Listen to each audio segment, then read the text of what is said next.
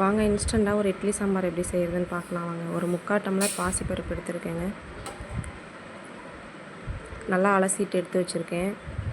இதில் வந்து 1 கப்பு தண்ணி ஊற்றிக்கிறேன். 1 கப்பு தண்ணி ஊற்றி கொஞ்சமாக ஜீரகம் 1 ஸ்பூன் அளவு, ஒரு 5-6 பல் பூண்டு,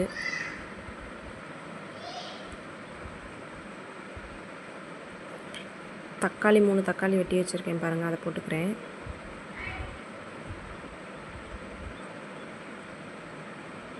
ஒரு 2 பச்சை மிளகாய் கட் பண்ணி வச்சுருக்கேன், அதையும் போட்டுக்கிறேன். ஒரு பெரிய வெங்காயம் வெட்டி வச்சுருக்கேன், அதையும் போட்டுக்கிறேங்க.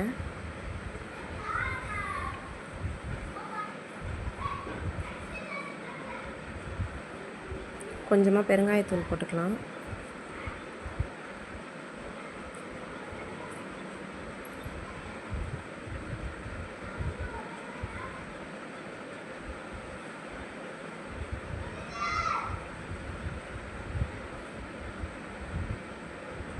ஒரு 1/2 ஸ்பூன் மஞ்சத்தூள்,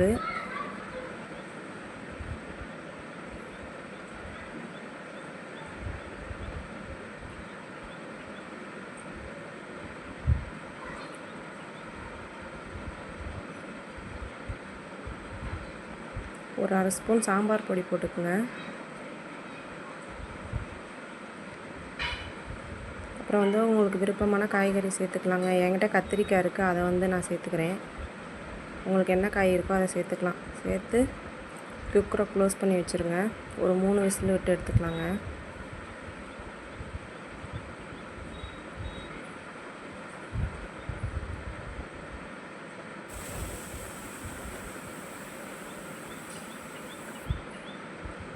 பாருங்கள், பருப்பு காய்கறி எல்லாமே நல்லா வெந்துருச்சு. அப்படியே கரண்டிலேயே மசிச்சு எடுத்து வச்சுருக்கேங்க.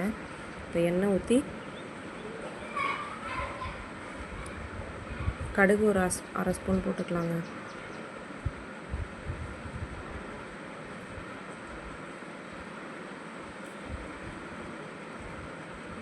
பொரிஞ்சோடனே ஜீரகம் ஒரு 1/2 ஸ்பூன் போட்டுக்கலாங்க.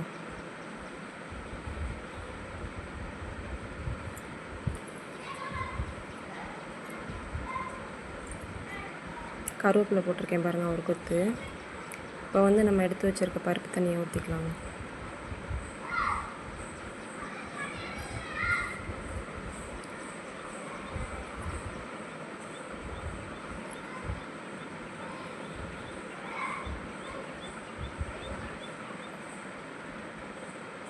உப்பு தேவையான அளவு போட்டுக்கலாங்க.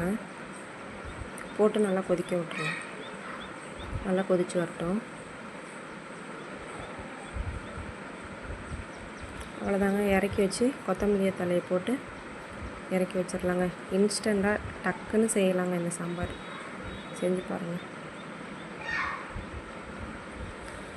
குயிக்காக செய்யணுன்னா ஒரு ஈஸியான சாம்பாருங்க இது.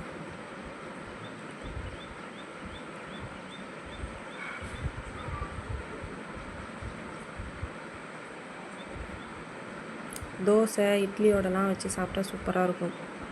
மிளகு பொங்கலோடு வச்சு சாப்பிட்லாம். எல்லாத்துக்குமே இந்த சாப்பாடு சூப்பராக இருக்குங்க.